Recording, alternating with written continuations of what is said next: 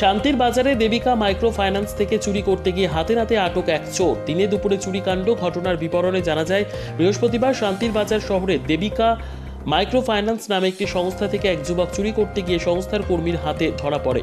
পরবর্তী সময় স্থানীয় লোকজনের সহযোগিতায় যুবকটিকে আটক করে খবর দেওয়া হয় শান্তির বাজার থানায়। ঘটনার খবর পেয়ে ঘটনাস্থলে ছুটে যায় শান্তির বাজার থানার পুলিশ। ঘটনাস্থলে গিয়ে চুরিকাণ্ডের সাথে জড়িত যুবককে আটক করে থানায় নিয়ে যায়। দিনে দুপুরে এই ধরনের চুরিকাণ্ডে পুলিশের ভূমিকা নিয়ে প্রশ্ন উঠতে শুরু করেছে। এখন দেখার বিষয়, চুরিকাণ্ড প্রতিরোধে পুলিশ কী প্রকার পদক্ষেপ গ্রহণ করে।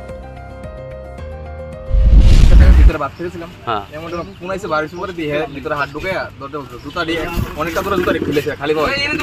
আর হ্যাঁ এই সাইডে আমরা মোটর আসছিল, কুলার আসছিল, দেখতেছিল, দেখেছিলা হ্যাঁ উপর যাইছে পরে দেখা আমারে। এবারে হ্যাঁ হাত ছড়লাইছে, যাইতে গেছিল। এবারে আমি যাই দাঁড়াও ঢুকছি। আরে তো অনেকজন ডাকতেছে, কেউ আইতেছে না। এবারে একদম দিদি ডাকছে, দিদি দাদা তারা ডাক আনছে। কোন জায়গাতে এটা আমরা micro finance, Vedika micro finance, শান্তির বাজার। এই বাজার মধ্যে একজন লোককে আটক করে রাখছে।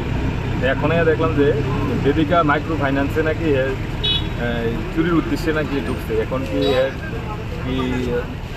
কি খায় মানে ড্রাঙ্কেন পার্সন নাকি আমরা ডাক্তারের মেডিকেল হসপিটালে নিতে আসছি। নিজস্ব প্রতিনিধির রিপোর্ট, দুরন্ত টিভি।